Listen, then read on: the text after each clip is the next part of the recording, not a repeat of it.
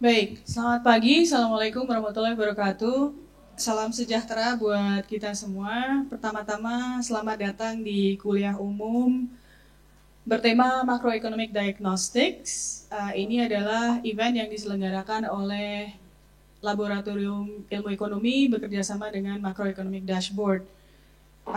Hari ini kita akan membahas terkait diagnostik makroekonomi Indonesia.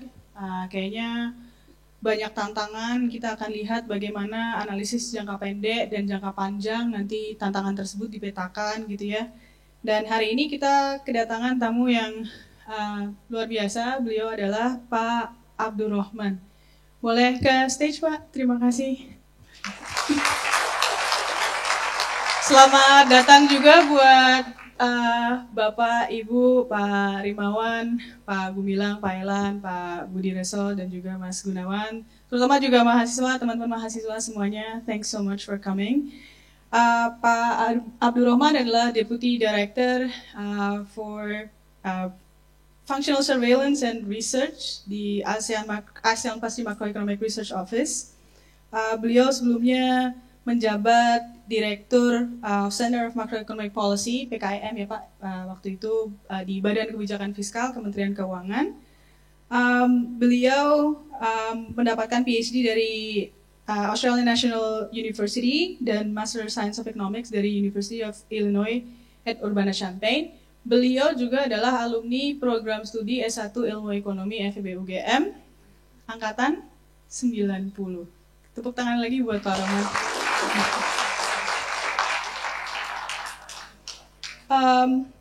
Jadi topik yang akan dibawakan oleh Pak Rohman adalah macroeconomic diagnostic. Jadi nanti saya berikan waktu ke Pak Rohman mungkin sekitar 40 menit sampai 1 jam untuk memberikan paparan.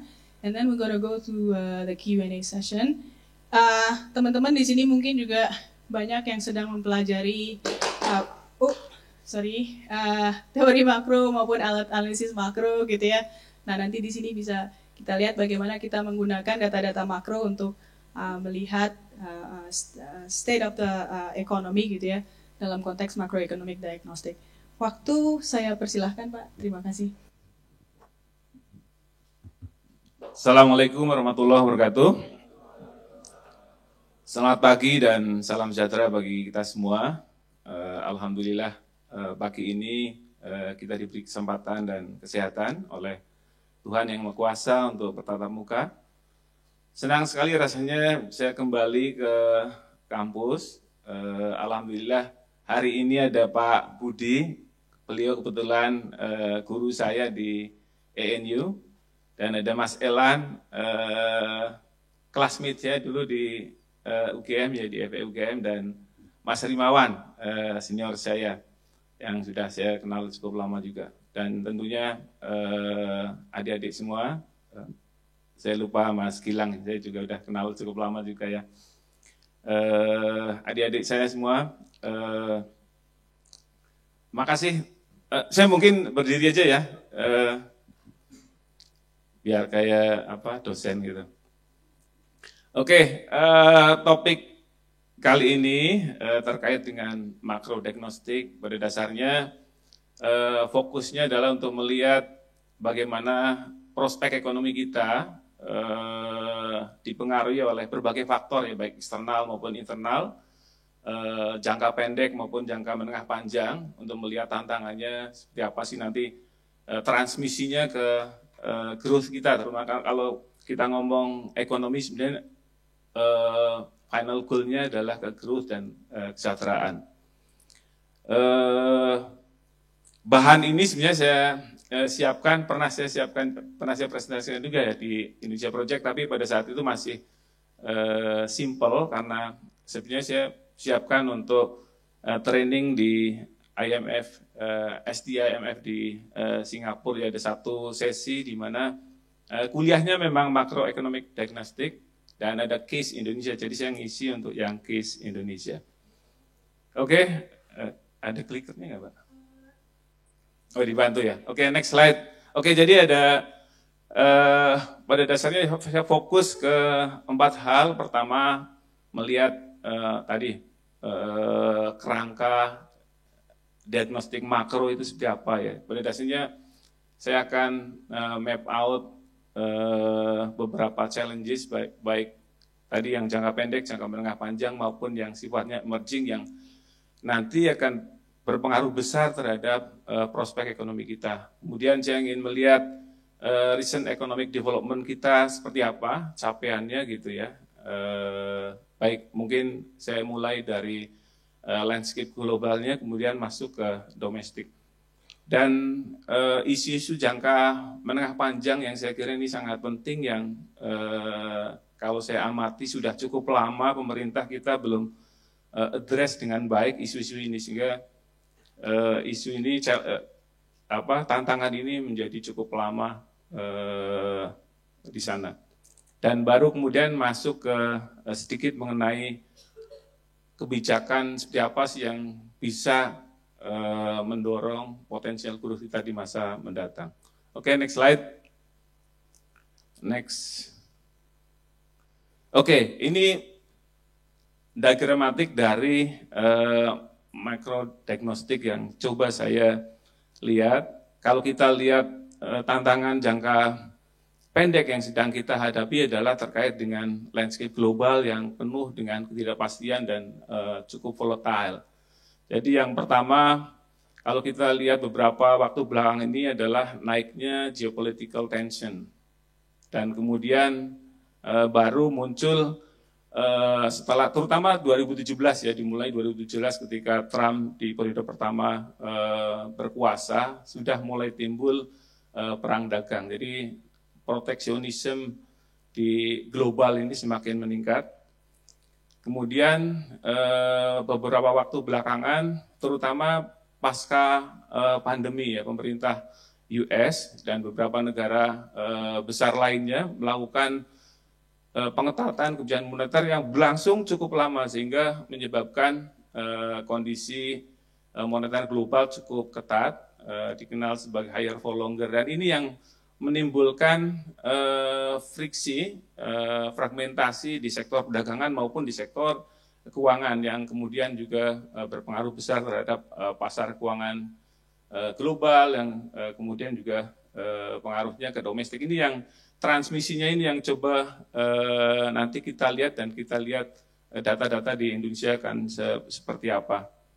Kemudian dari sisi jangka menengah panjang, meskipun belum terlalu signifikan di Indonesia, di beberapa negara sebenarnya sudah mulai kelihatan isu terkait population aging gitu ya. Ini dampaknya sangat besar bagi ekonomi, terutama kalau kita lihat Jepang, dan yang paling dekat adalah Thailand. Thailand sekarang dia mengalami population aging yang cukup cepat, pengaruhnya sangat signifikan baik ke pertumbuhan ekonomi, kemudian fiskal maupun ke financial stability. Jadi kalau dulu saya nggak kebayang ya population aging kok pengaruhnya ke financial stability.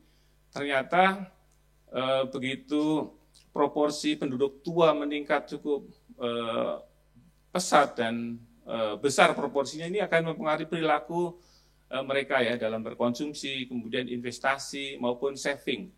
Jadi kalau di Jepang sudah ada perubahan balance sheet-nya di perbankan. Di perbankan yang dulunya karena permintaan kreditnya tinggi, karena konsumsi tinggi, investasi tinggi, sekarang kebalik. Jadi mereka balance sheet-nya lebih besar di saving-nya, sehingga bagi perbankan mereka cost-nya lebih besar gitu. Karena pendapatan di perbankan kan dari sisi dari simpanan, dari kredit ya yang mereka berikan. Jadi pengaruhnya cukup besar. Kemudian kalau sisi fiskal jelas, karena pengeluaran untuk health maupun untuk pension itu akan membesar, sementara partisipasi tenaga kerja itu mengecil, sehingga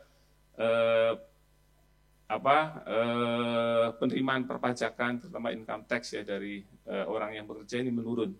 Dampaknya sekarang cukup nyata. Jadi Jepang salah satu negara yang fiskal pressure-nya itu paling tinggi, dan kalau kita lihat datanya, debt ratio tertinggi ini kan Jepang ya, di atas 200%. Jadi kalau Indonesia itu masih 40%, sebenarnya masih belum terlalu besar yang mengkhawatirkan. Kemudian tantangan yang sebenarnya sudah mulai kelihatan ya, ini terkait juga dengan climate change. Ini juga pengaruhnya nanti baik bisa physical risk maupun transition risk ini yang sekarang juga sedang dilihat oleh banyak negara karena pengaruhnya nanti akan besar ke ekonomi. Dan yang paling krusial adalah tantangan yang berupa struktural ya. Kalau kita lihat ada beberapa hal yang menjadi tantangan krusial dari sisi struktural. Kita kenal sebagai 3 gaps, jadi ada infrastructure gap, human capital gap, dan institutional gap. Ini ya 3 hal yang saya kira memang cukup kritikal ya di ekonomi kita. Kita sudah mulai mengadres isu infrastructure gap ya di bawah pemerintahan Pak Jokowi, namun kalau kita bandingkan dengan banyak negara, sebenarnya infrastruktur kita juga masih cukup ketinggalan. Sementara kalau kita lihat human capital, ini Pak Elan sering melihat human capital ya, kita bandingkan dengan negara ASEAN aja kita masih jauh ya dari sisi kualitinya. Yang paling krusial adalah institution. Jadi regulatory system, kemudian birokrasi ini satu hal yang sangat pengaruhnya sangat besar terhadap minat investasi di Indonesia. Ini nanti bisa dilihat, ini kira-kira transmisi dari berbagai tantangan ke ekonomi kita akan seperti itu. Mungkin saya lanjut aja. Next. Nah, kalau kita lihat dari sisi global, meskipun sebenarnya sampai dengan kuartal kedua, banyak negara yang ekonominya sebenarnya lebih baik dari perkiraan sebelumnya, termasuk Indonesia. Jadi kalau kita lihat WEO terakhir yang baru dirilis beberapa hari lalu, ada revisi ke atas ya, proyeksi pertumbuhan ekonomi. Namun kalau kita lihat perspektif jangka panjang, ekonomi global itu akan terus mengalami pelambatan, terutama disumbang oleh pelambatan di China maupun di Eropa ya. China ini negara saat ini kalau kita lihat skalanya terbesar kedua ya di dunia. Jadi kita lihat dari beberapa dekade terakhir ya, di 2000 sampai 2010 Cina mampu tumbuh double digit. Kemudian dekade berikutnya 2010 sampai 2019 pertumbuhan China menurun ke 7,3. Jadi di tahun 2000-2010 ini yang sebenarnya kita juga bisa tumbuh tinggi karena globalnya memang masih bisa tumbuh tinggi. Ya, kemudian kalau globalnya terus mengalami pelambatan, artinya kita dari sisi prospek memang agak berat dari sisi eksternalnya. Ini yang jadi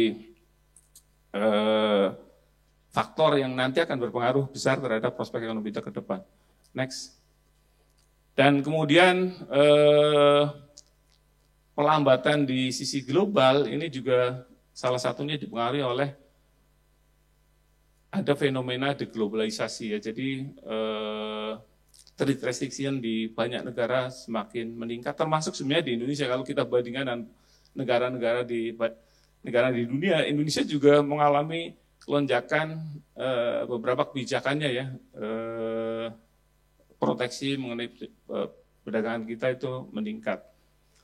Dan terakhir yang kita lihat bersama ya, US terutama di bawah Trump dengan Liberation Day, mereka menaikkan tarif. Meskipun sebenarnya Indonesia itu sudah mencapai kesepakatan dagang dengan US dengan ditetapkannya 19% ya. Tapi kalau kita hitung effective rate-nya atau weighted tarif rate ya berdasarkan komposisi ekspor kita ke pasar US, sebenarnya effective rate kita itu masih lumayan tinggi dibandingkan banyak negara lain, terutama dengan Vietnam ya. Vietnam meskipun secara nominal 20% tarif nominalnya, tapi effective rate-nya masih lebih rendah ya dibandingkan dengan. Artinya kita memang menghadapi tantangan eksternal yang cukup berat ke depannya. Next, Namun kalau kita lihat dari sisi potensi dampaknya dengan melihat proporsi ekspor kita terhadap ke US terhadap PDB dan ke total ekspornya, kita sebenarnya masih lumayan rendah ya. Ini kita lihat sebagai direct exposure kita ke pasar Amerika ya, dengan proporsi total ekspor kita terhadap PDB ya ke US itu hanya 2% dan hanya 10% terhadap total ekspor kita. Kita sebenarnya masih cukup rendah. Kalau kita lihat Vietnam, memang ketergantungan Vietnam terhadap pasar ekspor di US itu sangat tinggi. Jadi memang potensi dampaknya sangat besar bagi beberapa negara lain. Kita masih cukup tinggi. Namun kalau kita lihat indirect ekspornya, kita coba lihat elasticity ekspor kita terhadap pasar Amerika maupun komposisi ekspor kita ke US, elasticity kita terhadap pasar di US itu sangat tinggi karena kita juga hanya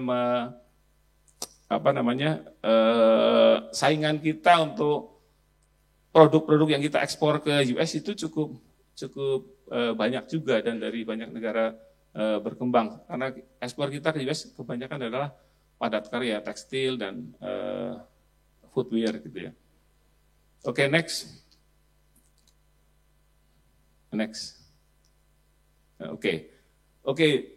Dari sisi domestik kita lihat pertumbuhan ekonomi kita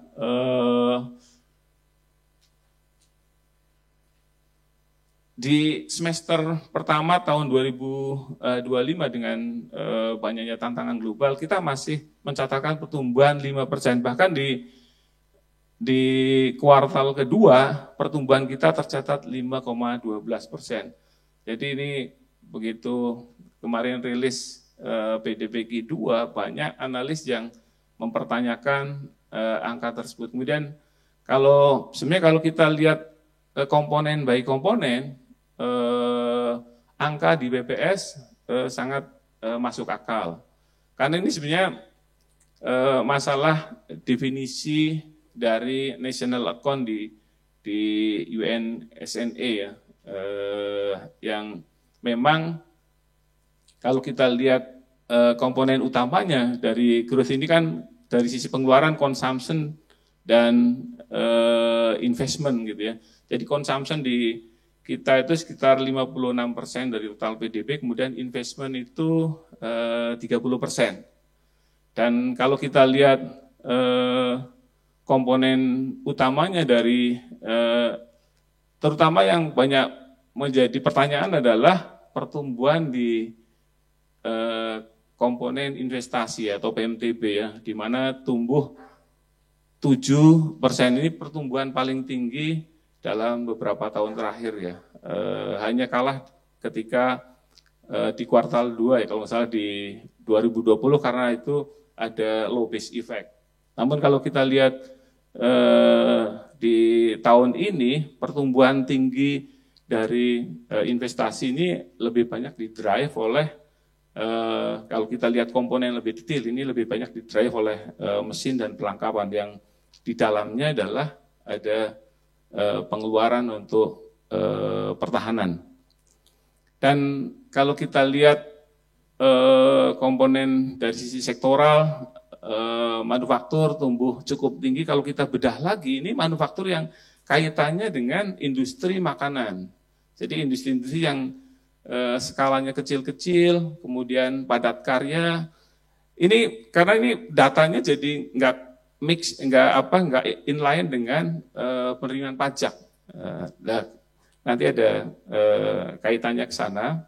Jadi meskipun manufaktur tumbuh cukup tinggi di kuartal gue ini tadi lebih banyak kalau kita lihat lebih ke manufaktur yang kaitannya dengan makanan. Next slide. Nah, ini kalau kita lihat prospek jangka pendeknya, sebenarnya kalau kita lihat beberapa indikator dari sisi produksi seperti PMI manufaktur ini masih cukup fragile ya, karena masih hanya sedikit berada di atas zona ekspansi ya, zona kontraksi. Dan kalau kita lihat penjualan semen juga masih negatif, menandakan bahwa aktivitas investasi kita juga masih cukup lemah gitu ya. terutama kalau kita lihat konsumsi durable goods ya untuk kendaraan bermotor, pertumbuhan dari penjualan mobil juga masih negatif meskipun sebenarnya untuk motor sudah mulai meningkat ya, tapi masih lebih rendah dari tahun-tahun sebelumnya. Next slide. Kemudian kalau kita lihat trajektori jangka panjang, terutama untuk komponen dua komponen utama dari pertumbuhan ya, investasi, trennya terus mengalami penurunan. Jadi kalau kita lihat periode antara 2001 sampai 2010, pertumbuhan investasi mencapai 7,3%. Kemudian 2011 sampai 2019 sebelum pandemi, investasi bisa tumbuh 6%. Kemudian di 2021-2024 terakhir investasi hanya tumbuh sekitar 4%. Jadi komponen yang kita anggap sebagai komponen yang berkualitas ya untuk mendorong pertumbuhan ini kan investasinya bisa menciptakan lapangan kerja. Ini pertumbuhannya terus mengalami pelambatan. Dari sisi sektoral, manufaktur yang merupakan komponen terbesar dari PDB, ini juga terus mengalami pelambatan, bahkan tumbuh di bawah 5%. Kalau kita lihat lebih ke belakang lagi, pertumbuhan manufaktur ini sebelumnya bisa sampai double digit ya. Ini yang saya kira tren jangka panjang ekonomi kita memang perlu di-revitalize ya untuk bisa tumbuh lebih tinggi. Next. Kemudian kalau inflasi, saya kira inflasi kita masih dalam rentang yang cukup terkendali, bahkan dalam beberapa tahun terakhir inflasi kita selalu di dalam rentang target pemerintah ya, di bawah 3,5%. Dan kalau kita lihat sumber utama inflasi itu lebih banyak didrive oleh kelompok makanan. Dan kalau kita lihat lonjakannya sebenarnya bisa kita lihat di 2022 terutama disebabkan oleh komponen administered price yang di dalamnya adalah harga dari BBM maupun energi lainnya ya. Sementara kelompok makanan juga mengalami kenaikan, satu karena tadi ada dampak dari cost of distribution yang transportation cost yang cukup tinggi maupun biasanya karena gejolak di sisi supply ya, baik distribusinya maupun produksi pangan itu sendiri. Jadi kalau kita bandingkan dengan banyak negara, inflasi kita masih cukup aman. Next. Kemudian dari sisi eksternal, kita pernah mengalami periode di mana ekonomi kita, Indonesia itu dianggap sebagai fragile five ya, bersama dengan India, Brasil, Afrika Selatan, Turki, dan Rusia, karena kekebalan kita pada saat itu di atas 3% defisitnya ya. Kalau kita lihat 2013, 2014, 2013 saat di mana Indonesia dianggap sebagai salah satu ekonomi yang cukup fragile ya, bersama 4 negara lainnya. Namun secara bertahap, karena account balance kita mengalami perbaikan, terutama sebenarnya kalau kita catat di 2017-2018 ke sini, setelah Indonesia mengadopsi strategi hilirisasi. Jadi kalau kita lihat komponen produk hasil hilirisasi, terutama industri logam ya, kenaikan nilai ekspornya sangat fantastis ya. Saya ingat sekali 2017 untuk produk logam dan baja itu ekspornya baru 1,1 billion dollar. Kemudian di 2022, saya ingatnya masih 2022 itu meningkat sampai 27 miliar dolar. Jadi kenaikannya sangat tinggi dan ini yang salah satu faktor yang menyebabkan karena account balance kita cukup meningkat pesat. Next.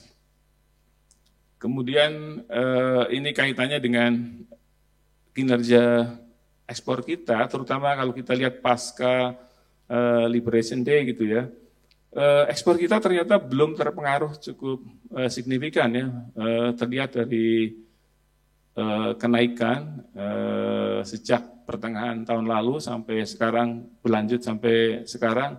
Tapi kalau lihat data lebih detail sebenarnya, ekspor kita ke US juga meningkat sangat tinggi di grafik sebelah kanan. Di semester pertama naik 16,7%, ini lebih mencerminkan front loading karena pada saat itu masih belum efektif dikenakan ya, kenaikan tarifnya. Next. Kemudian kalau kita lihat sisi eksternal lainnya, salah satu indikator vulnerability dari suatu ekonomi juga melihat external debt kita. Angka external debt kita dibandingkan banyak negara juga masih cukup rendah, sekitar 40% totalnya, di mana disumbang oleh pemerintah sekitar 20% dan non-financial corporate ya, jadi perusahaan-perusahaan non finansial yang menyumbang sekitar 15%. Namun kalau kita lihat lebih detail sebenarnya external debt dari sisi private korporasi kita itu lebih banyak ke holding company-nya. Jadi memang ada hubungan antara subsidiary dengan holding company di sana. Dan kalau kita lihat dari rasionya terhadap PDB juga masih relatif kecil ya. Dan satu indikator lain yang menunjukkan bahwa dari sisi eksternal kita masih cukup bagus adalah cadangan devisa kita yang masih cukup ample ya, 149 atau sekitar 6% dari 6 bulan untuk mengcover kebutuhan impor dan utang jangka pendek. Tapi kalau kita lihat trennya di beberapa bulan terakhir, terutama di sejak awal 2025 ya, ini trennya mengalami penurunan, terutama kalau kita lihat nanti datanya, ini lebih banyak didrive oleh pasar keuangan kita yang mengalami tekanan cukup berat ya, dari capital outflow yang terus terjadi, terutama di pasar saham. Nanti kita lihat datanya. Next, dari sisi financial sector ya, seperti kami sampaikan tadi, jadi sejak awal tahun dengan dari sisi eksternal berkuasanya Trump di US menyebabkan uncertainty meningkat cukup tinggi dan menyebabkan gejolak di pasar keuangan. Jadi kalau kita lihat dua indikator utamanya, terutama nilai tukar rupiah kita. Nilai tukar rupiah kita di 9 bulan pertama ya terus mengalami penurunan.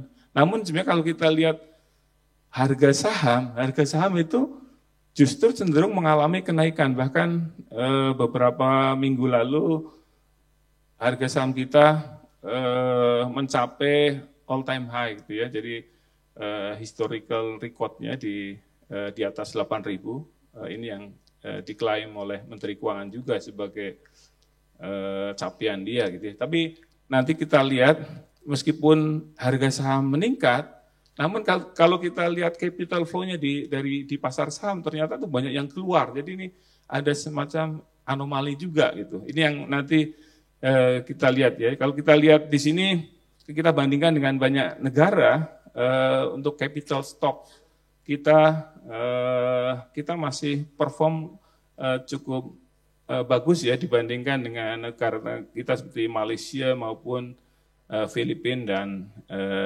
Thailand, terutama di 9 bulan pertama.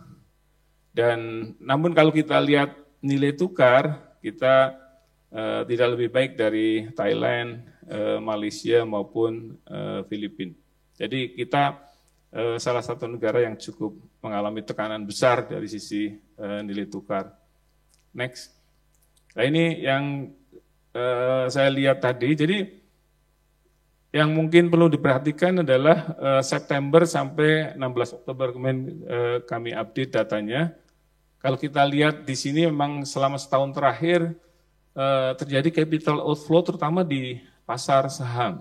Sementara kalau dari pasar obligasi, ini karena memang minat beli pemerintah masih cukup tinggi ya, sebelum September. Tapi begitu September ini kita lihat keduanya mengalami capital outflow cukup dalam ya. Jadi meskipun harga saham tadi naik, tapi sebenarnya asing itu cukup khawatir dengan kondisi domestik kita, mungkin lebih ke persoalan politik ya. Jadi terjadi capital outflow di bulan September 3,0 miliar dolar atau sekitar kalau 16.500 berarti sekitar 56 triliun ya. Dan di setengah bulan pertama di bulan ini sampai dengan 16 Oktober ini terjadi capital outflow 0,8 atau sekitar kalau kita kalikan 16 ya sekitar 20-an triliun ya. Ini yang agak tadi terjadi anomali di pasar saham yang harganya terus naik, tapi asing cenderung lebih reservoirs ya keluar dari pasar ini. Dan kalau kita lihat secara akumulatif juga tadi terkonfirmasi dengan data grafik yang kanan adalah akumulasi tahunan dari capital flows. Jadi baik di pasar saham maupun di pasar obligasi. Jadi secara total terjadi capital outflow sebesar 2,2 di bulan Oktober atau sekitar berapa? Sekitar 36 triliun ya. Ini baru sampai dengan 16 Oktober. Next. Dan namun kalau kita lihat di sisi perbankan kita ini cukup kuat dan cukup well capitalized, artinya dari cadangan capital cukup memadai. Bahkan kalau kita bandingkan dengan banyak negara, industri perbankan kita capital adequacy rasionya paling tinggi ya, sekitar 25%, dan net interest marginnya juga cukup besar. Jadi industri perbankan kita salah satu industri yang menikmati margin keuntungan paling besar ya dibandingkan dengan banyak negara. Ini banyak penjelasan yang dibukakan banyak pihak ya, terutama terkait struktur pasar perbankan kita yang cenderung oligopolistik, ataupun ada faktor juga yang disampaikan beberapa pihak ya terkait dengan kondisi geografis kita yang menyebabkan overhead cost dari perbankan cukup tinggi sehingga net marginnya cukup besar. Jadi net margin ini spread antara suku bunga kredit dengan suku bunga pinjaman. Next. Nah ini yang mungkin juga isunya cukup panas juga di domestik ya. Jadi kalau Menteri Keuangan baru saja mengambil kebijakan yang untuk memindahkan dana pemerintah di Bank Indonesia ke perbankan sebesar 200 triliun ya, dengan alasan bahwa perbankan kita ini sangat ketat sekarang, sehingga likuiditas perlu dilonggarkan. Jadi kalau kita lihat beberapa indikator yang mencerminkan tingkat likuiditi perbankan kita, ini saya juga cukup heran karena Bank Indonesia dan OJK juga sama sekali belum menjelaskan mengenai kondisi likuiditas di perbankan kita. Jadi ini kalau di sebelah kiri ada dua grafik yang selalu dipakai oleh OJK dan Bank Indonesia untuk menunjukkan tingkat likuiditas dari industri perbankan kita. Alat likuid dibagi dengan DPK atau dana pihak ketiga, itu saat ini sekitar 120. Threshold minimalnya itu hanya 50, jadi 2 kali lipat lebih dari threshold minimal kita untuk dari sisi alat likuid dibagi dana pihak ketiga. Kemudian satu hal lagi yang dipakai adalah alat likuid rasio alat likuid terhadap NCD, non-core deposit. Jadi kewajiban jangka pendek dari perbankan. Ini juga thresholdnya cuma 10, angkanya 27,3. Jadi ini masih cukup, sebenarnya kalau dari sisi itu cukup besar likuiditas kita. Dan yang biasa dipakai oleh IMF di Financial Soundness Indicator, Liquidity Coverage Ratio atau LCR. LCR kita juga jauh di atas angka minimum requirement-nya 100, sementara di kita 203. Jadi memang perbankan kita sebenarnya masih cukup, dari sisi likuiditas cukup ample. Kemudian kalau kita guyur dengan 200 triliun, artinya nih perbankan memang harus kerja keras untuk mencari lahan kredit. Karena mereka tuh, perbankan juga dilarang untuk menempatkan dananya ke SBN. Jadi dari satu sisi dengan tadi 200 triliun dibebani bunga sekitar 4%, sementara mereka tidak bisa menempatkan dananya di avenue lainnya. Ini sangat berat bagi, saya kira perbankan ini mungkin sangat pusing dengan kondisi sekarang, karena sebenarnya cost-nya cukup tinggi 4%, sementara mereka agak kesulitan mencari menaikkan kreditnya. Kalau kita lihat satu lagi yang saya tidak tampilkan di sini adalah loan to deposit ratio kita. Loan to deposit ratio kita masih sekitar 85%, jadi juga masih cukup, ruangnya masih cukup besar lah dari sisi liquidity. Next. Nah ini Bank Indonesia sebenarnya sudah cukup akomodatif dengan stand pemerintah untuk mendorong pertumbuhan. Ya, mereka sudah beberapa kali menurunkan suku bunga policy rate-nya.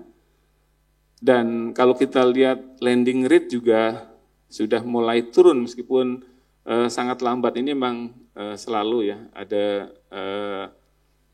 rigidity untuk turun dari sisi perbankan, karena tadi mereka melihatnya juga resikonya masih ada gitu ya. Jadi pertanyaannya adalah apakah ini yang sebelah kanan ini kan kredit terus mengalami penurunan. Apakah ini karena faktor supply dari sisi perbankan yang enggan menyalurkan kredit atau sisi demand gitu sebenarnya? Kalau sisi demand memang nggak bisa kalau kita tambahkan 200 triliun, malah akan menjadi semakin sulit ya bagi dunia perbankan gitu. Jadi suku bunga itu hanya satu faktor untuk mendorong investasi ataupun konsumsi, terutama investasi. Faktor lainnya yang tadi kami sebutkan adalah impediment di sisi struktural ya. Jadi banyak hal yang sebenarnya menghambat pertumbuhan investasi, karena salah satu bukan karena faktor suku bunga, tapi lebih banyak karena faktor tadi regulatory, kemudian kelemahan di sisi kelembagaan, aturan yang berubah-ubah. Ini yang sebenarnya malah menjadi faktor yang paling krusial untuk mendorong investasi. Next. Nah ini pertanyaan, ini yang sebenarnya ini bagian dari fiskal, cuman saya coba tampilkan juga. Jadi kan diklaim bahwa pemerintah punya idle money banyak di terutama di bank sentral. Ya kalau kita lihat memang SAL sisa anggaran lebih ya, cash reserve kita itu memang terus mengalami kenaikan, terutama di tahun 2020 pada saat kita mengalami pandemi. Jadi pada saat itu ada skema burden sharing dengan bank sentral, kemudian untuk membiayai pengeluaran cukup besar, sehingga perlu menerbitkan SUN yang cukup besar juga, sehingga terakumulasi sekitar 388 triliun. Dan kemudian di 2021 dengan membaiknya sisi revenue ya, pemerintah mengeluarkan menggunakan SAL untuk pembiayaan defisitnya. Namun di 2022 SAL meningkat sampai 479 triliun.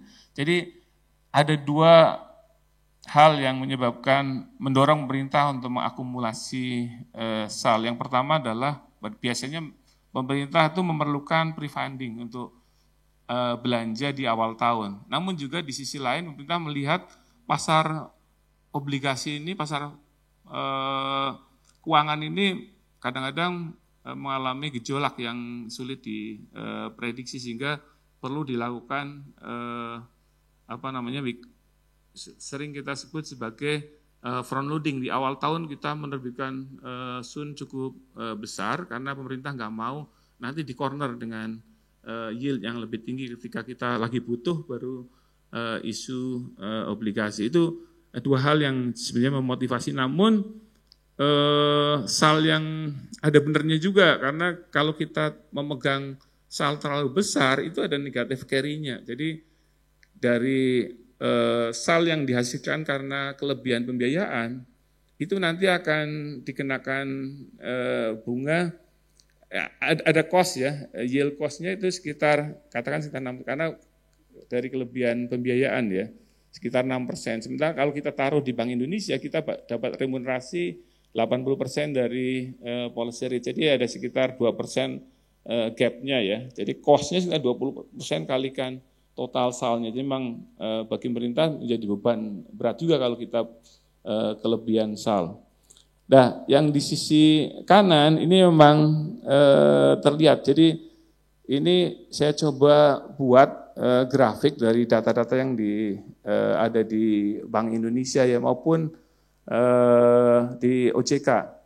Jadi saya coba pisah antar dari masing-masing institusi perubahan antara deposit dengan kredit. Ini semacam saving investment gap lah kalau dari sisi makro ya. Jadi kelihatan kalau di pemerintah di tahun 2020 memang lebih banyak melakukan spending. Jadi kelihatan pemerintah melakukan counter cyclical di sini yang warna orange ya.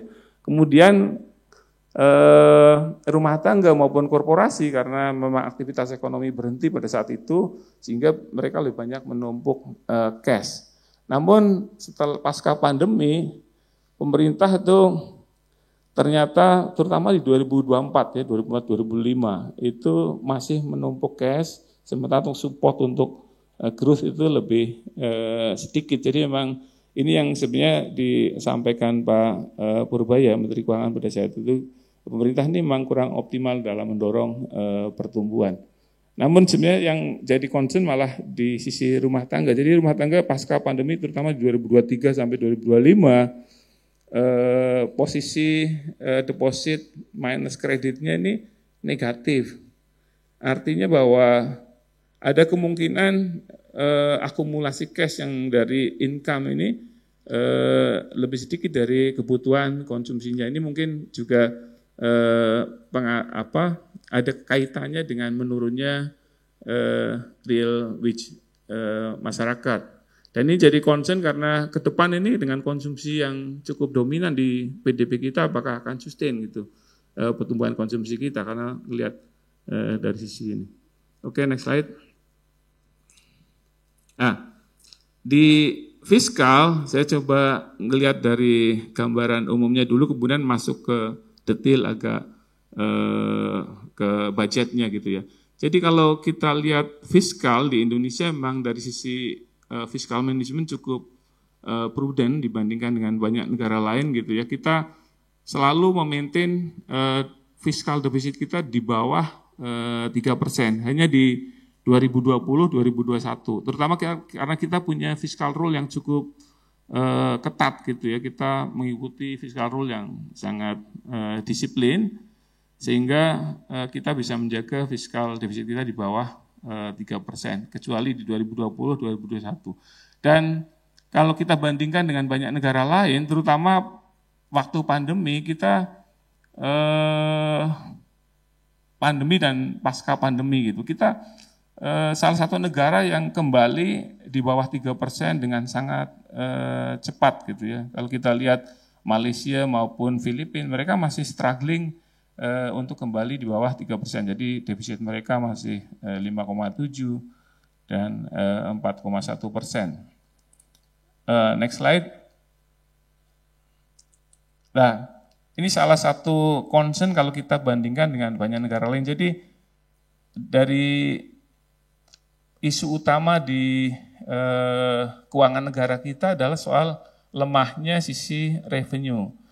Jadi dengan performa revenue yang sangat lemah, ini menyebabkan spending kita juga menjadi terbatas. Dan kalau kita bandingkan dengan banyak negara lain di ASEAN gitu ya, spending kita terhadap PDB itu paling kecil. Jadi memang kita punya constraint untuk mendorong mensupport growth, meningkatkan kesejahteraan masyarakat karena spending kita masih sangat terbatas, hanya 15% PDB. Kita bandingkan dengan misalkan Malaysia maupun Filipina yang di atas 20%. Jadi kalau kita bandingkan dengan banyak negara, memang kita kadang-kadang agak malu karena spending kita terhadap PDB itu masih sangat rendah. Ini memang constraint-nya adalah karena lemahnya sisi penerimaan. Next slide. Nah, kalau kita lihat bedah lagi dari sisi penerimaan, tax ratio kita juga termasuk yang paling rendah dibandingkan dengan banyak negara dan trennya terus mengalami penurunan ya. Jadi 2019 kita tax ratio kita di bawah 10%. Ini salah satunya juga karena tax buoyancy. Jadi rasio antara pertumbuhan nominal pajak dengan pertumbuhan PDB-nya sebagai tax base itu di bawah 1. Jadi kalau buoyancy-nya di bawah 1, otomatis tax ratio-nya akan terus mengalami penurunan. Dan salah satu hipotesa saya sejak cukup lama sebenarnya bahwa tax ratio kita mengalami penurunan karena sebenarnya udah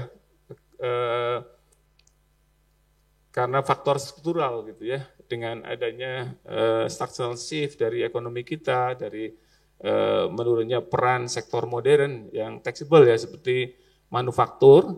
Nah, kalau kita lihat proporsi penerimaan pajak dari sektor manufaktur ini terus mengalami penurunan dari 2013 di atas 30%, kemudian di 2024 hanya 24,6%. Jadi salah satu yang menyebabkan tax ratio kita rendah dan terus mengalami penurunan adalah karena melemahnya sektor modern kita atau manufaktur. Kita lihat di paling kanan tax ratio kita memang paling rendah di ASEAN. Next slide. Kemudian dari sisi utang kita memang kalau kita bandingkan dengan banyak negara lain, debt ratio kita masih relatif rendah ya, hanya berkisar di sekitar 40% dan trennya juga cukup konstan. Nanti pemerintah akan menjaga debt ratio kita tidak meningkat. Kalau kita bandingkan dengan banyak negara lain, seperti misalnya Filipina yang saat ini di sekitar angka 61% dan Malaysia di 65%. Salah satunya tadi karena kita menjaga defisit di bawah 3%. Next slide. Ini kalau kita lihat debt dynamic. Jadi kalau teman-teman yang sedang ngambil public finance ya mungkin atau yang pernah baca artikel debt dynamic, ini sebenarnya grafiknya cukup simpel tapi sebenarnya derivasinya cukup rumit juga. Ini saya waktu itu mulai kenalkan di Kementerian Keuangan di tahun sekitar 2012 ya. Ini tinggal ngikutin technical note-nya dari IMF kita bisa menderive ini. Jadi kalau kita lihat di sini sebenarnya salah satu faktor utama kenapa debt ratio kita mengalami naik atau turun itu lebih banyak karena didrive oleh interest rate. Jadi kalau kita bandingkan dengan banyak negara lain memang faktor interest rate kita masih cukup mahal ya dibandingkan dengan banyak negara lain. Dan juga di beberapa periode perubahan kurs juga punya peran cukup krusial ya. Jadi cukup sensitif dari gejolak global. Dan sebelah kanan ini adalah interest payment ratio kita, jadi rasio antara jumlah pembayaran bunga dibandingkan dengan total revenue kita, ini sebenarnya sudah cukup alarming karena untuk threshold amannya adalah 15% kalau ngikutin rule of thumb-nya IMF. Namun kalau kita lihat kondisi saat ini, interest payment ratio kita di atas 17%. Jadi, dan kalau kita bandingkan dengan negara yang peers kita ya, negara-negara yang punya credit rating triple B itu ya, kita itu hampir 2 kali lipatnya. Jadi ini salah satu indikator yang selalu dilihat oleh lembaga rating. Makanya rating kita nggak naik-naik karena memang karena ini interest payment ratio. Jadi salah satunya memang karena interest payment-nya naik, namun revenue-nya cenderung melemah. Jadi rasionya akan meningkat. Next. Nah, ini kalau kita lihat pemerintah baru saja memfinalisasi anggaran 2026 ya. Meskipun kalau kita lihat kondisinya sekarang 2025 sebenarnya outlook-nya juga cukup lemah gitu. Masih ada berapa lama lagi, Mbak? Oke.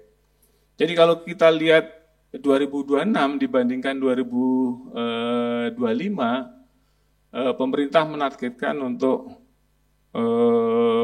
menargetkan lebih tinggi ya dari sisi penerimaan, kemudian juga dari sisi expenditure. Ini ada yang hilang ininya. Namun kalau kita lihat 2025 sendiri sampai dengan 9 bulan pertama, outlook dari capaian dari penerimaan, terutama dari pajak ya, ini masih jauh di bawah targetnya. Jadi bahkan 7,8% lebih rendah dibandingkan periode yang sama tahun sebelumnya, terutama di drive oleh income tax yang mengalami kontraksi cukup dalam, dan juga non-oil tax, non-tax ini salah satunya karena memang ada pengalian dividen ke Danantara. Mungkin next slide aja. Nah, ini mungkin juga teman-teman perlu kalau yang tertarik juga bisa juga menganalisa sensitivitas anggaran kita terhadap beberapa indikator ekonomi makro. Makanya budget kita itu sangat sensitif terhadap gejolak eksternal. Jadi kalau kursnya mengalami depresiasi, itu pengaruhnya akan besar ke anggaran kita. Jadi kalau kita lihat di sini di bagian kiri ada 7 indikator ekonomi atau indikator makro yang pengaruhnya sangat besar ya. Pertumbuhan ekonomi, kemudian inflasi, suku bunga obligasi atau yield, nilai tukar, kemudian harga minyak, oil lifting, dan gas lifting ya. Termasuk ada beberapa sebenarnya komoditas utama juga yang pengaruhnya sangat besar terhadap APBN kita. Palm oil, price, kemudian harga batu bara dan juga nikel ini sekarang juga punya pengaruh besar terhadap performa dari APBN kita. Jadi ini beberapa list poin item-item APBN yang akan dipengaruhi beberapa komponen utama. Nanti kita lihat next coba. Ya, ini tadi hitungannya dari sensitivitas dari anggaran kita. Jadi kalau pertumbuhan ekonomi naik 0,1% ya dari target semula, itu akan berdampak positif 1,8 triliun dari total ke overall balance kita ya. Di-generate dari revenue kita akan naik 1,9 triliun, kemudian tapi dari sisi expenditure juga akan naik 73 miliar itu. Kemudian inflasi juga demikian, mungkin nilai tukar ya efek yang di tengah. Jadi kalau nilai tukar mengalami depresiasi 100 rupiah akan menyebabkan defisit nambah 3,4 triliun. Dan kalau harga minyak yang naik, itu defisitnya akan nambah 5,3 triliun. Jadi bisa dibayangkan ya kalau dalam kondisi harga minyak naik sangat tinggi, ini pengaruhnya akan sangat besar. Makanya kalau harga minyaknya naiknya sangat tinggi seperti di 2022 ya, pemerintah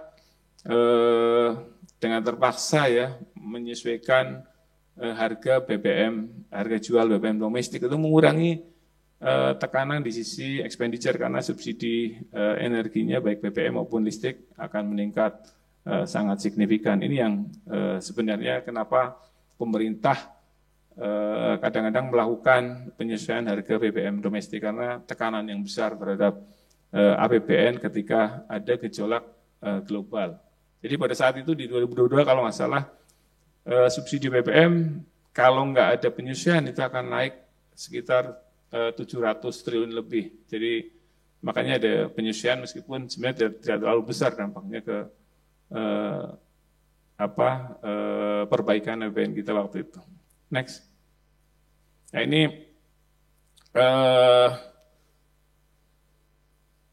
fiscal stance, jadi sering kita dengar juga apa sih fiscal stance gitu ya. Ini sebenarnya praktikal dari estimasi fiscal stance. Jadi fiscal stance pada dasarnya kebijakan diskresi kita itu akan seperti apa sih pada saat ekonominya naik atau turun. Jadi sebenarnya untuk melihat posisi arah dari kebijakan fiskal itu sendiri. Jadi kalau kita hitung dari sini ya, kita bandingkan, kita menghitung fiscal stance itu menggunakan namanya fiscal impulse. Fiscal impulse ini dihitung dengan cara mengestimasi komponen-komponen APBN yang komponen siklikal maupun yang non siklikalnya berapa. Jadi kita perlu dikompos dari komponen-komponen APBN. Dari situ kemudian kita hitung fiscal impulse dan kita bandingkan dengan kondisi ekonomi kita. Jadi dilihat dari output gap kita. Jadi kalau output gap kita dalam kondisi negatif, kalau fiscal policy-nya kontraktif, itu namanya procyclical contractionary. Jadi di kuadran yang kiri bawah.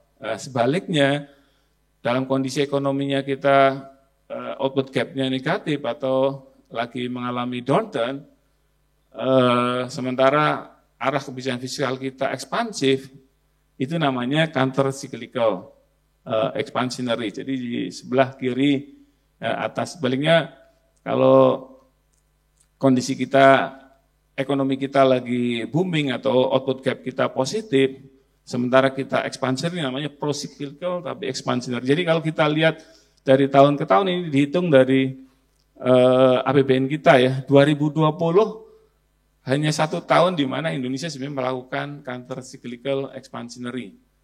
Jadi pada saat itu karena memang private tidak jalan. Jadi kalau kita lihat dari sini polanya memang APBN kita cenderung lebih ke procyclical. Jadi pada saat ekonominya lagi jatuh, kita mengurangi spendingnya. Sementara kalau ekonomi kita lagi bagus, kita lebih cenderung untuk melakukan ekspansi. Jadi lebih ke procyclical. Ini yang mungkin teman-teman bisa hitung juga itu untuk nggak tahu untuk paper atau next. Oke. Kita bagian terakhir saya ingin menyampaikan isu-isu yang terkait dengan long term. Jadi kita tahu bahwa Indonesia itu punya aspirasi untuk menjadi negara maju ya sebelum perayaan 100 tahun Indonesia merdeka. Jadi 2045 target kita menjadi negara maju dengan income per kapita di atas 23.000 ini. Kami coba proyeksikan dengan klasifikasi negara maju akan seperti apa, karena ini akan bergerak naik terus. Jadi threshold untuk menjadi negara maju juga naik. Jadi kita proyeksikan kira-kira kalau kita mau keluar dari middle income atau menjadi negara maju di 2040-an kita harus sudah mencapai 23.481, ini hitung-hitungan kasar ya. Jadi untuk bisa mencapai itu ekonomi kita harus tumbuh 6,7%, 6-7%. Jadi itulah makanya pemerintah kalau mau bisa naik ke negara maju, berarti pertumbuhan ekonomi dari sekarang sampai 2000 sampai dengan 2045 kita kira-kira rata-ratanya 6,7. Cuman pemerintah mungkin lebih optimis bisa 8%. Kondisi sekarang adalah kita di 4.910 USD ya per kapita, GNI per kapita kita. Jadi itu kenapa kita butuh pertumbuhan lebih tinggi kalau kita mau keluar dari middle income trap. Tapi untuk menjadi negara maju itu enggak gampang, karena kalau kita lihat next slide, kalau kita lihat pengalaman di banyak negara untuk jadi dari risetnya Bank Dunia dan ADB ya di 2012, dari sekitar 113 negara yang disurvei membandingkan 2060 ya, dengan di 2012 hanya ada 13 negara di luar Eropa yang berhasil keluar dari middle income trap, jadi bisa berhasil menjadi negara maju. Ini beberapa contoh yang berhasil keluar dari negara maju, dari middle income trap. Saya contohkan Korea. Jadi Korea menjadi negara upper middle income itu tahun 1988. Kemudian tahun 95 itu sudah bisa menjadi negara maju. Jadi hanya butuh 7 tahun untuk bisa graduate menjadi negara maju. Terus kalau kita lihat kenapa Korea bisa secepat itu ya berhasil keluar dari negara middle income gitu. Pertama kalau kita lihat pertumbuhan GDP-nya. Jadi dalam 15 tahun terakhir saya coba lihat 15 tahun sebelum dia keluar menjadi negara maju. Rata-rata pertumbuhan PDB-nya memang 8,8%. Kemudian kalau kita lihat komponen utamanya, investasi tumbuh 10,6%. Dan manufacturing tumbuhnya juga di atas 10%. Terus kemudian kalau kita lihat pengalaman kita di Indonesia gitu ya. Indonesia dalam 4 tahun terakhir, karena kita kan dalam 15 tahun terakhir ya Indonesia juga, pertumbuhan ekonomi hanya 4,8%. Sementara investasi hanya tumbuh 4,0%, manufaktur 4,3%. Jadi kalau mau tumbuh tinggi memang nggak ada jalan lain ya, investasi dan manufaktur ini akan harus diakselerasi pertumbuhannya. Karena dua komponen utama ini yang saya kira sangat krusial kalau kita mau mengakselerasi pertumbuhan ekonomi ke 6-7%. Next slide. Nah, ini kita lihat trajektori dari pertumbuhan kita ya. 85 sampai 97 kita masih bisa tumbuh rata-rata 6,3%. Kalau Pak Purbaya membaginya per periode pemilu ya, saya menghindari itu karena nanti akan jadi isu gitu. Saya melihatnya dari agak lebih panjang gitu. Kemudian manufaktur bisa tumbuh di atas seperti yang saya sampaikan tadi ya, di atas 10% atau double digit. Investasi bisa tumbuh 9,9%. Ini saya kira pada saat itu tahun 80-an itu banyak reform yang dilakukan oleh pemerintah terutama di sektor real ya, perdagangan, investasi. Jadi hasilnya memang cukup nyata, manufaktur tumbuhnya double digit, kemudian investasi tumbuh tinggi, pertumbuhan ekonomi mampu di atas 6%.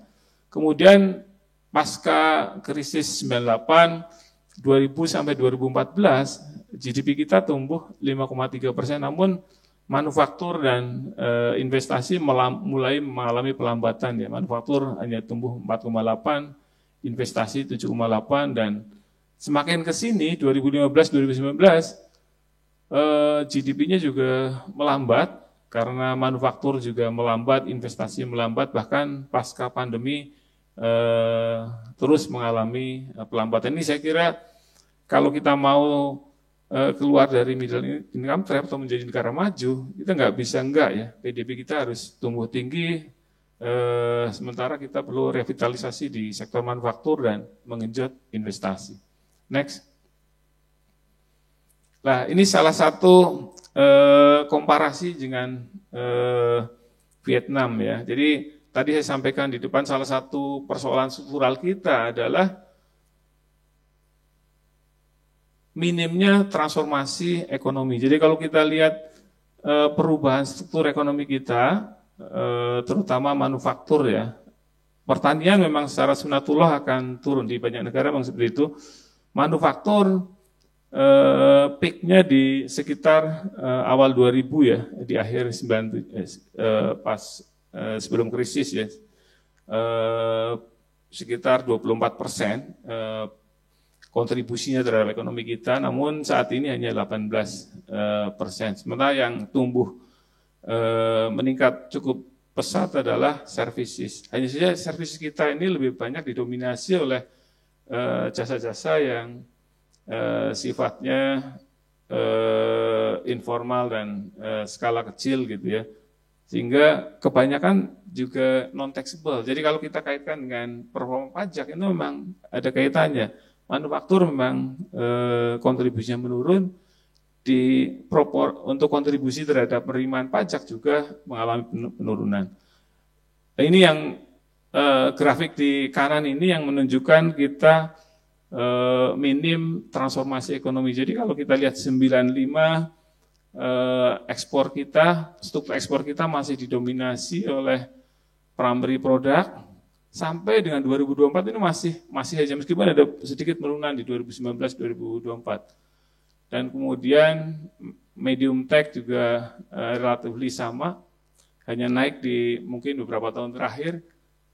Yang high tech ini juga stagnan. Jadi kalau kita lihat Vietnam sebagai perbandingan, Vietnam itu tahun 95 mungkin separuh dari komposisi ekspor mereka didominasi oleh primary product. Kemudian ada resource base ya. Sementara untuk yang high tech itu hanya 2,7%. Dan kalau kita lihat di 2024 ini komposisi dari ekspor di Vietnam itu sudah sangat berubah gitu ya. Jadi primary produknya sekarang mengecil, kemudian dominan di high tech produk. Jadi ini salah satu kenapa Vietnam itu bisa tumbuh sangat tinggi. Bahkan di kuartal ketiga kemarin Vietnam mampu tumbuh 8,3%. Ini menunjukkan bahwa transformasi ekonomi sangat-sangat krusial ya untuk mendorong kinerja ekonomi kita. Next.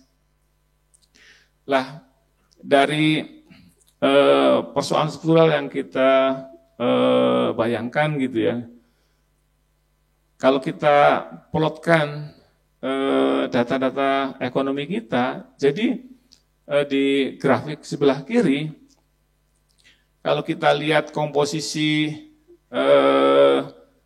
labor market kita, itu dominan bekerja di sektor-sektor yang produktivitasnya sangat rendah. Jadi di sini jadi sekitar berapa 90% dari tenaga kerja kita bekerja di sektor yang produktivitasnya sangat rendah, sehingga kalau kita bisa bayangkan bahwa wage-nya juga sangat rendah. Sehingga kalau kita mau menjadi negara maju, kalau kita masih bertahan dengan komposisi seperti ini, 90% dari labor market kita bekerja di sektor dengan produktivitas rendah, artinya akan sangat sulit ya mendorong GNI kita, Gini per kapita kita meningkat. Hanya 10% yang bekerja di sektor yang produktivitasnya tinggi dengan gaji yang lebih tinggi. Namun kalau kita lihat komposisi dari penduduk kita juga dari sisi pendidikan kita juga masih didominasi oleh tenaga kerja dengan pendidikan rendah. Jadi kalau kita mau transformasi, artinya mendorong struktur ekonomi kita menjadi lebih modern dengan produktivitas yang lebih tinggi, kita juga membutuhkan komposisi penduduk dengan keterampilan dan pendidikan yang lebih tinggi. Artinya memang ada dua hal yang perlu didorong di sini. Jadi ada perlu dilakukan dual transformation ya, ekonomi maupun dari sisi sosial untuk mendorong human capital kita. Next. Jadi mungkin itu yang bisa kami sampaikan. Mohon maaf kalau waktunya moga-moga sih enggak gitu ya. Senang sekali kalau ada pertanyaan dari teman-teman di sini. Terima kasih. Assalamualaikum warahmatullahi wabarakatuh. Kita kasih tepuk tangan buat Pak Rohman. Terima kasih banyak Pak. So I would reflect on this through my journey. Ini berapa waktu yang lalu kami jadi suka naik gunung Pak, beberapa dosen. Terus akhirnya sekarang merambah ke trail running Pak. Tapi kita tuh kayak harus ngelihat diri kita sendiri ya. Apakah kita kuat gitu. Nah, kayaknya diagnostik nih kalau saya boleh analogikan itu kayak kita itu melihat tubuh kita ya.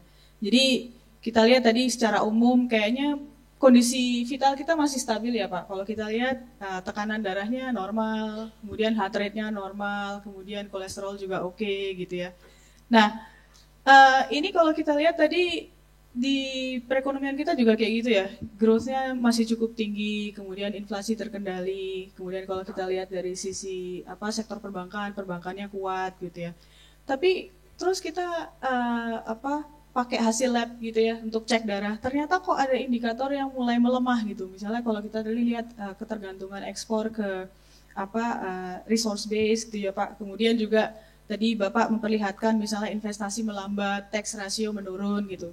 Terus kalau kita udah ngelihat hasil labnya jelek tuh, bukan jelek ya, tapi mungkin agak sedikit mengkhawatirkan gitu ya. Mungkin kita lebih, oke, let's do CT scan gitu kan. CT scan ini berarti diagnostik yang lebih mendalam lagi untuk kita ngelihat sebenarnya apakah yang tadi GDP-nya kelihatannya bagus, inflasinya terkendali, kemudian kalau kita lihat stabilitas perekonomiannya juga bagus gitu. Ternyata ada faktor resiko internal ya Pak, yang kalau kita itu hanya ngelihat indikator seperti GDP, inflasi, penjualan semen, itu tuh nggak terlalu kelihatan gitu. Jadi kalau kita lihat tadi dari presentasinya Pak Rohman, ada misalnya sektor manufaktur yang melemah, kemudian permintaan kredit yang juga cukup lesu gitu, kemudian juga masih ada ketergantungan yang cukup tinggi terhadap komoditas gitu. Nah, jadi kalau misalnya kemudian kita udah ngecek ke lab, kelihatan beberapa indikator tubuh mulai melemah, CT scan juga kelihatan nih ada pelemahan di sana-sini.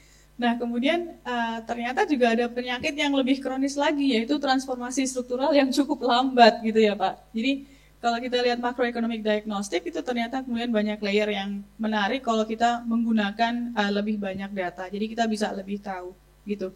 Baik, terima kasih banyak Pak Rohman untuk paparannya. Kita masih punya waktu sekitar probably 30 minutes. Mungkin kalau ada pertanyaan dari teman-teman di sini. Mahasiswa ini saya lihat dari S1, S2, S3 ada nggak ya? Oh ada. S3, teman-teman S3 juga ada. Ada pertanyaan mungkin dari teman-teman? Bu, dari Pak Budi, silakan Pak.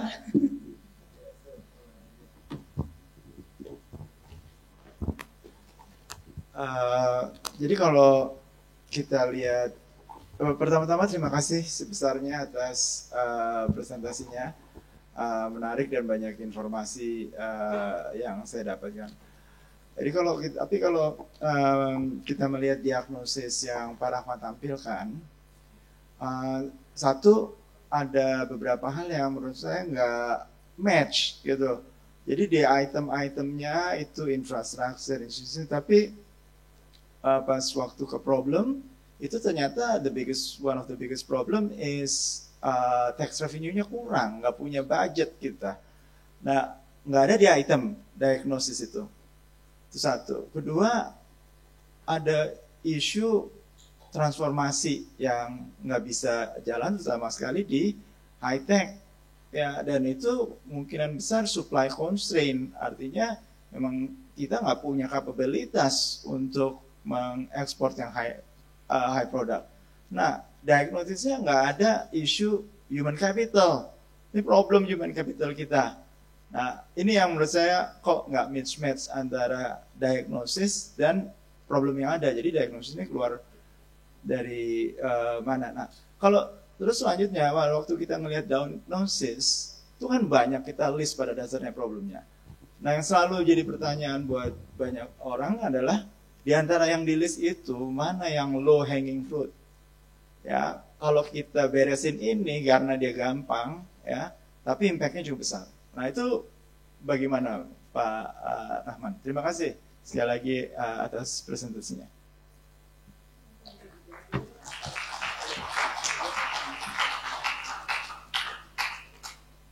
Ada pertanyaan yang lain mungkin dari teman-teman semuanya? Mungkin dijawab dulu aja, Pak. Ini pertanyaan Pak Budi kayak pertanyaan zaman saya kuliah nih. Kayak ujian disertasi, Pak. Oke, tadi di awal memang mungkin ditampilkan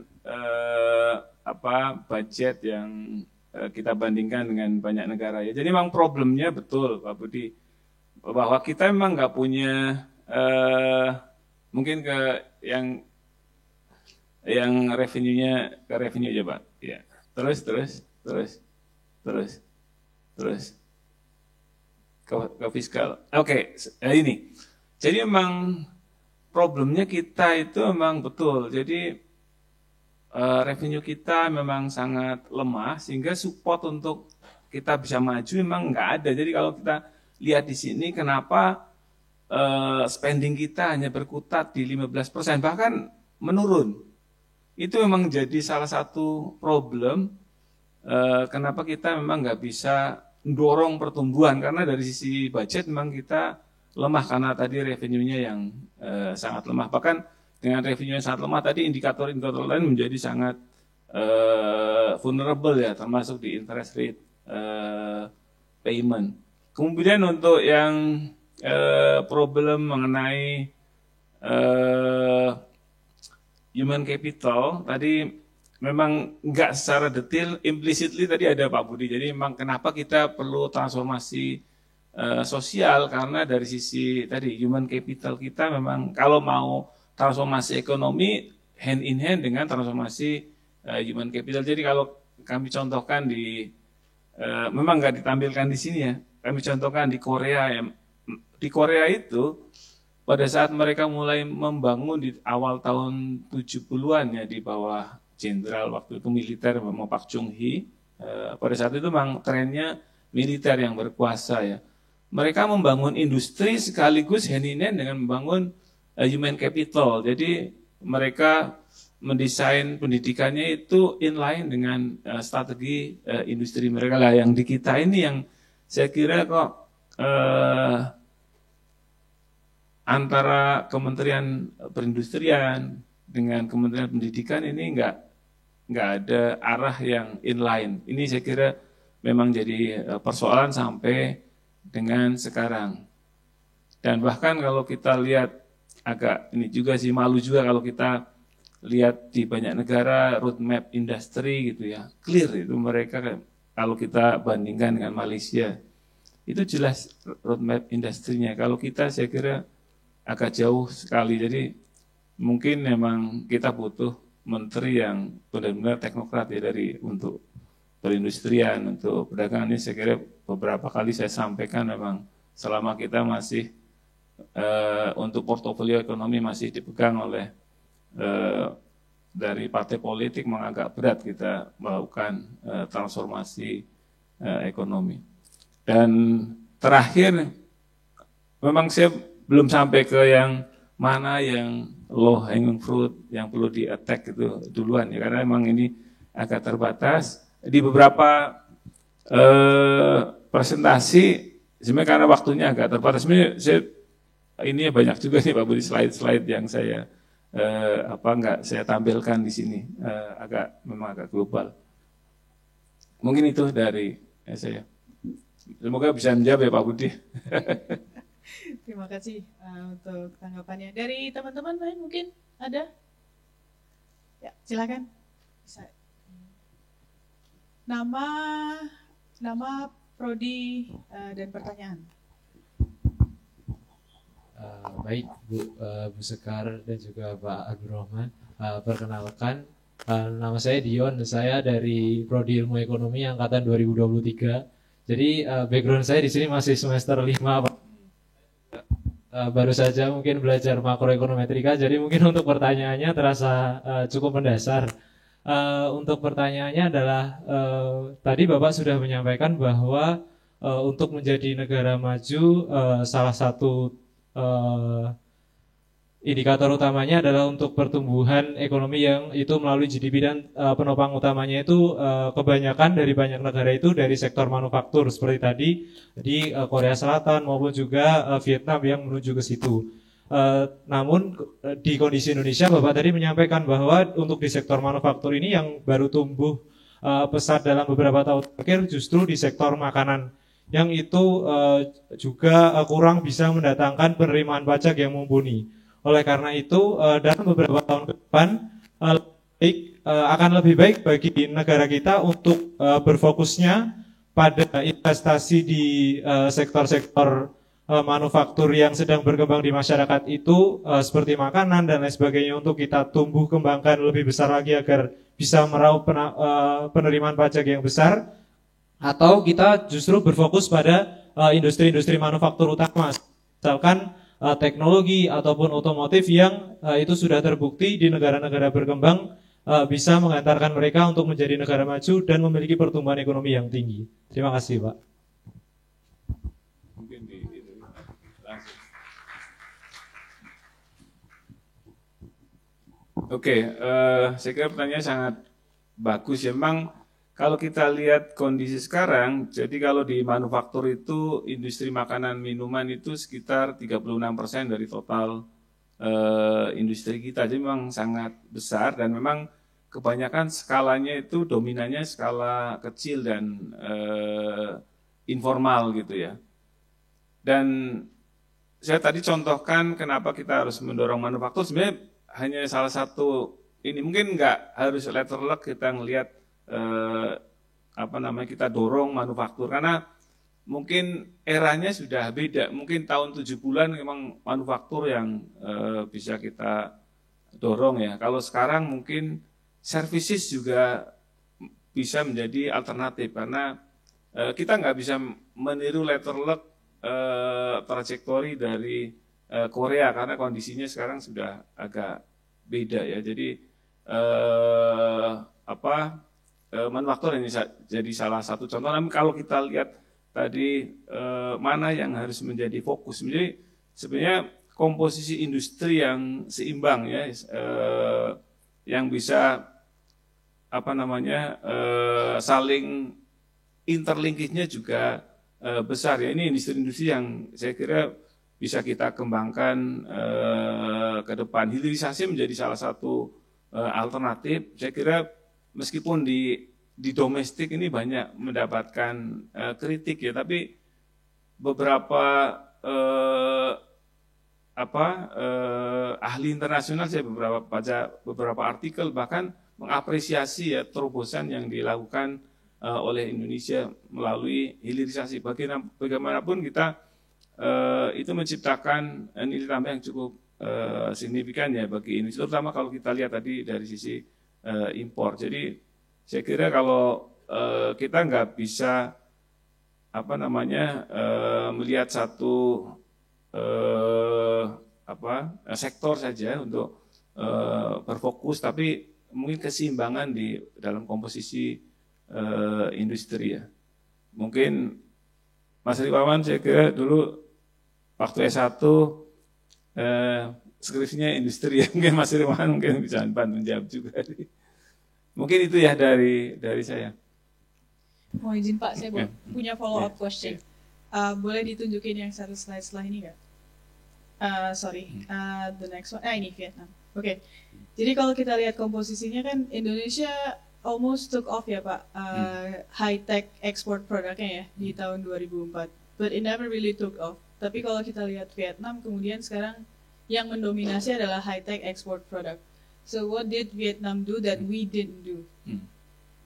Oke, jadi industrialisasi ini sangat berhubungan erat dengan FDI. Jadi industri ini kan butuh teknologi, butuh R&D ya, yang punya yang membutuhkan skill yang tinggi, kemudian juga funding yang cukup besar. Saya kira untuk negara berkembang memang fokusnya bagaimana kita saat ini meng-attract FDI. Jadi Vietnam ini salah satu negara yang memang paling berhasil meng-attract FDI. Jadi industri mereka hampir semuanya itu dari FDI. Samsung di sana, kemudian sekarang banyak mobil listrik juga di sana, termasuk semikonduktor. Jadi Vietnam ini jauh lebih cepat meng-attract semikonduktor dibandingkan di Indonesia. Jadi Indonesia itu salah satu negara yang memang sangat ketinggalan dalam mengembangkan semikonduktor. Jadi kalau kebetulan saya mendampingi Bu Menteri ke headquarternya Apple ya. Jadi Apple ini kan produknya disuplai oleh banyak komponen dari berbagai negara supplier ya. Jadi Indonesia disebutkan bahwa Indonesia itu hanya satu komponen yang disebut oleh Apple ya. Jadi Indonesia hanya menyumbang satu komponen dari ribuan komponen Apple. Filipina 13, kemudian Malaysia, Vietnam, Singapura itu lebih dari 20 komponen ya. Jadi Indonesia itu memang paling tertinggal ya dari sisi itu. Jadi saya kira memang FDI menjadi punya peran penting kalau kita mendorong industri ya. Karena tadi kebutuhan untuk teknologi, kemudian R&D yang butuh skill dan funding yang sangat besar. Baik, terima kasih untuk jawabannya Pak. Ada lagi mungkin dari teman-teman yang lain? Yang mungkin disertasinya, tesisnya terkait dengan reformasi atau transformasi struktural. Pak, saya ada pertanyaan. Ini cuma ngelihat data aja sih Pak. Kalau kita lihat budget 2026, kemudian di situ saya tergelitik aja. Melihat transfer to region-nya itu turun jauh dari tahun 2025. Kemudian juga belanja materialnya meningkat hampir, nih gede banget peningkatannya. What's happening Pak? Kira-kira arah pemerintah seperti apa dan kira-kira arah kebijakan pemerintah seperti apa? Kemudian apa efek dari penurunan transfer to region yang cukup besar ya? Satu lagi kayaknya naik. Nah ini dari 920 ke 693 Pak di 2026. Iya. Kebetulan saya udah nggak di pemerintahan lagi ya saat ini. Jadi jawaban saya mungkin hypothetical gitu. Mbak Sekar ya, penurunan transfer to region. Tadinya kan bahkan ini baru dinaikin kan sekitar 60-an triliun ya, baru di awalnya kan sekitar 630-an ya kalau nggak salah ya. Jadi yang disampaikan pemerintah memang ada beberapa hal yang dari sisi pemerintah pusat melihat bahwa capaian-capaian target nasional nggak tercapai karena mereka melihat banyak hal yang nggak bisa dilaksanakan di daerah. Bahkan kalau menyebutkan katakan prevalensi TBC kan Indonesia meningkat ya. Bahkan sekarang nomor 2 di dunia. Itu salah satu yang menjadi motivasi pemerintah pusat untuk mencoba bukan mengalihkan tapi lebih mengintensifkan program-program yang sifatnya nasional yang dilaksanakan di daerah dan manfaatnya akan di daerah. Jadi pandangannya sih mungkin akan lebih efektif kalau desentralisasi. Itu dari sisi ini lebih ke ini ya hypothetical ya, karena saya kan kebetulan nggak ngikutin itu.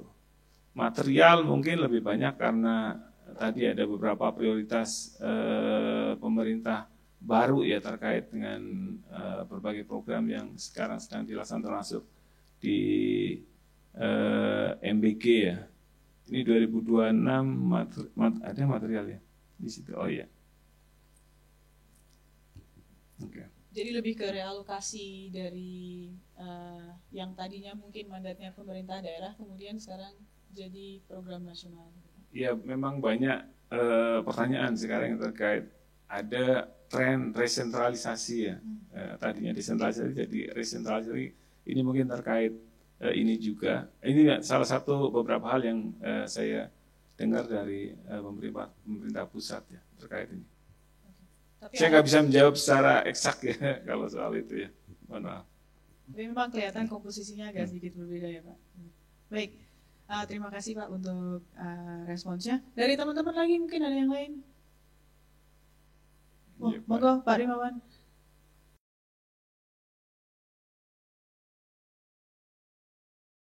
Terima kasih. Saya kalau dimungkinkan kembali yang Vietnam dan Indonesia tadi ya.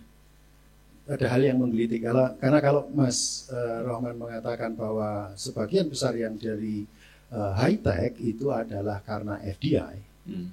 Nah ini kan jadi menarik ya untuk melihat karena dengan demikian artinya apa? Artinya sejak 2014 itu orang luar melihat ekonomi, melihat situasi yang ada di Indonesia itu lebih banyak uncertain-nya daripada certain-nya. Atau katakanlah risky, oke, tapi saya melihatnya lebih ke uncertainty. Nah sekarang faktor uncertainty apa yang membuat kemudian Vietnam itu mampu meredam uncertainty dia, atau mungkin mentransformasi uncertainty ke risk, atau bahkan menghilangkan risk itu menjadi riskless katakan.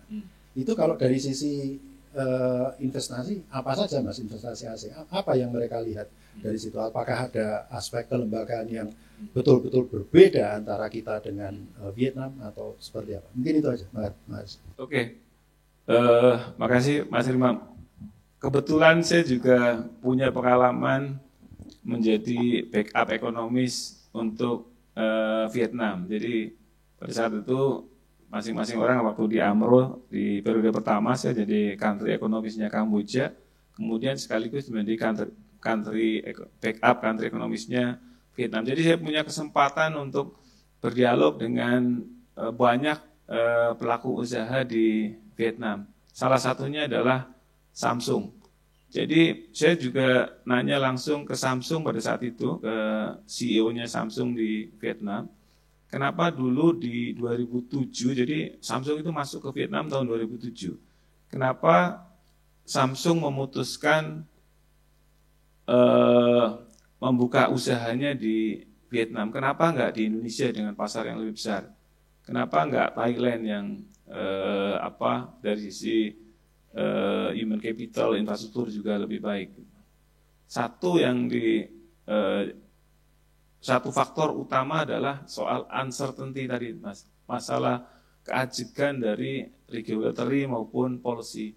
Jadi kalau di Vietnam, karena sistem komunis, meskipun dari sisi corruption sebenarnya hampir mirip. Cuman lebih certain kalau di sana. Ini saya juga kebetulan juga dialog dengan law firm yang menjadi konsultan untuk MNC di sana.